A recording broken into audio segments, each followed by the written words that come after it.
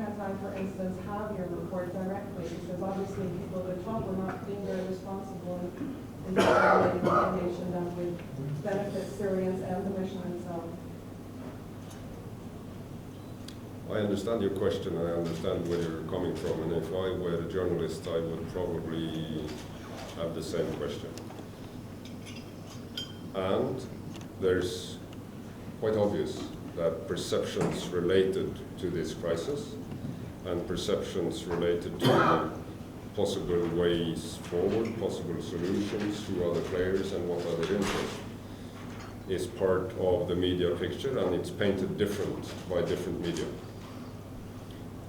Then would it be a good idea for this mission, and for that matter, more a general question related to peacekeeping or UN engagement, to share openly all our reports and all our findings? Well, for the time being, that's not my choice. That's very simple. I have a reporting chain. I report to the headquarters in New York and in Geneva, and it's the basis for their assessment and for their decision making. Could the UN be better coordinated? Could the UN be more proactive on some elements of this information, dissemination of information? I think we probably could. I'm not, let's say, reluctant to look at ourselves with a, let's say, self-critical eye in this context. So that point I will indeed take with me, but to believe that we can have a mission that reports all our reports, all our findings directly to the media is not possible the way I see it. The escalation of violence, what do you think about this role played by this third side? And another question, what do you say about people sending weapons? Headquarters to try to find out whether we are now in an escalating phase or whether we are in a phase where it will be possible to move in the direction of consolidation, stabilization, and then get back on the positive, peaceful political track. As we speak, and the last 5 to 6 days, we have seen an escalation in violence. I have not yet reached a conclusion whether this is the end of a phase or whether it's a warning of more trouble ahead. What I have reached a conclusion about is that this mission and the role of this mission will focus on what is the appropriate role and what is the best role that we can play for the welfare of the Syrian people. That is a commitment that is extremely solid. And then I urge those with weapons to prove that they have that agenda as well and to take their fingers off the triggers. General, you said that you've been working with the local communities, every community on its own. Where do you think that you have made the biggest progress in building confidence and moving forward? And the second question, General, have your mission witnessed Syrian army tanks damaged by the opposition?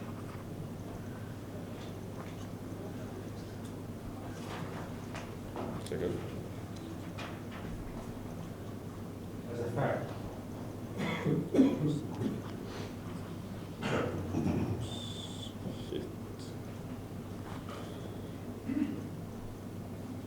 You're asking me a difficult question when you ask me in what area have we seen most success with the stability project. Because it's also in this context, let's say the situation is volatile. So I would say that in all our team site areas, there has been encouraging willingness to have a local dialogue. There has been encouraging signals from both the governor level and from the opposition and the armed opposition that they want to find a way to move out of this phase where Violence triggers a response and triggers more violence. It's a cycle that is extremely difficult to break out of. But in all our team site areas, this local willingness, this local intent to try to break the cycle has been visible. In all the team sites, maybe with a particular engagement in the homes area, indeed before this latest escalation of violence. Also, I could mention the resort about a week and a half ago, but it's unfair to pick a couple of sites because it is on all the sites. They have been able to address specific local issues. They have been able to reach agreement, and they have been able to move forward and implement local agreements. But then 2, 3, 4 days later, the situation shifts again. So I think, generally speaking, I would say that the main area where we have been focusing with different elements in the staff is the homes area. But generally, for all the team sites, this local engagement and this local willingness to build a local platform for dialogue and way forward has been good and promising. It has been very difficult the last 4, 5, 6 days because the level of violence is making it extremely difficult to have a dialogue at all. And that's my main concern today, that the level of violence is now challenging the way the mission, together with the local parties, can build on that dialogue. We have seen damaged mechanized vehicles, we have seen damaged tanks, we have seen damaged houses to go into that arena, which for me is more serious because it's challenging the civilians. And obviously that equipment is not present on the opposition side, so we haven't seen that on the opposition side. سؤالي سيد جلال، المناطق الحامية الساخنة هي المناطق الحدودية من حمص، العراق، إدلب. هل هذا العراق حدود سوريا العراقية، حدود مع لبنان مع تركيا، هل هذا يعني دخول سلاح ومسلحين من هذه المناطق؟ Who says that the areas that are hotspots are border areas like Homs, Idlib, and Deir ez-Zor? Does this mean that there's weapons being transferred across borders? I do not have eyes on any activity that is cross-border in any area, so I cannot neither confirm nor deny that there's that kind of activity going on. I have a very follow-up question. You mentioned it was difficult for you to decide who's doing what in this country. You, as a military man, like better equipment for distant surveyors or surveillance group in your mission? I believe part of the discussion that is ongoing now related to 6 weeks into the mission and with 20th of July coming up is exactly that question and other questions. We had it a little bit earlier, we had a conversation about the possible increase of observers. There would be other options like do you need armed protection? Are there other options available? Most of these questions can return to the basic fundamental issue. UNSMIS, with its current mandate, which I believe is a good one, which I believe can be implemented, which I believe is serving the aspirations and the welfare of the Syrian people, if those who endorsed the 6-point plan now not being implemented, those who want to see a peaceful way forward make that decision. And that's the difficulty to grasp many times when we get into the key discussions, that the mission is there for that purpose. It's not, they have to make the decision. If they don't make the decision, and this continues for a prolonged period of time, there will be a very open and direct discussion in the Security Council on what are the options and what are the possible ways ahead. It's a yes or no question. If you like or do not like waiters. Well, it's my prerogative to avoid 100 unarmed observers.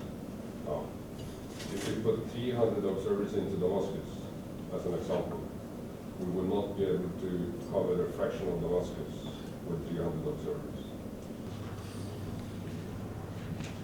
If we go back to, I think it was the 9th of May, was it, or when we had the twin bombings in Damascus, and we also had a few incidents after that, VB-IEDs and other IEDs.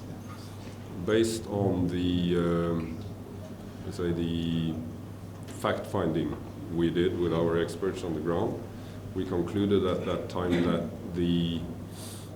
these big bombs and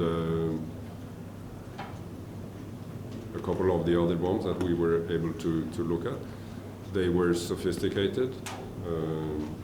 The equipment was sophisticated, the planning and the execution of this was done in a sophisticated way. That led me to conclude, which I did, that we cannot exclude that there is a third party involved.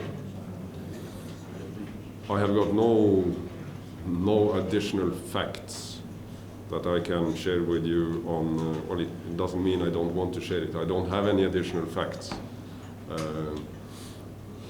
on this assessment. I'm hearing that, let's say, the opposition and the armed opposition is very eager to say that there are no such groups. I think this is reflecting the attitude that I meet among many, that the Syrians we speak to, and now I'm including all, they're very eager to say that this is a Syrian crisis. It has to be solved by Syrians, and the Syrian identity and the way forward is the ownership of the Syrian people.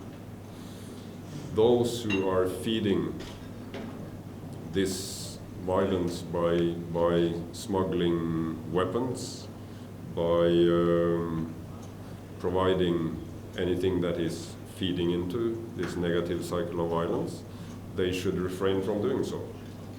More explosives, more arms, more weapons is not going to be a positive factor. It's just going to bring us deeper into this negative cycle of violence. Let me provide you with another example, and that is, we shouldn't focus too much all the time on the weapons. I'm a Norwegian. We're a country of hunters, and also a country where competition shooting is a part of daily life. And if you look at statistics, the amount of, let's say, handguns among the Norwegian households are among the highest in the world. So the issue to address is the attitude of the human beings that are using the weapons, that are deciding that the use of violence is in our self-interest. I don't think it is. It will always lead to more unpredictability and more instability, and it becomes more and more difficult by the day, by the week, then to build the trust and to build the dialogue that can grab this Syrian identity that I'm talking about and bring that forward in a positive direction. So it's about the people, about the decision makers. It's about those who choose to feed this cycle of violence with more weapons and explosives, to make the decision not to do it. I hope that the diplomatic activity, the presence of the mission, the commitment of the mission to the Syrian people in this context is going to make it possible to get beyond these current difficulties. We have just 5 more minutes, and I know everybody has asked who wanted to ask. So Deborah, go ahead. We have seen an escalation in tactics in the last week on both sides. Do you have any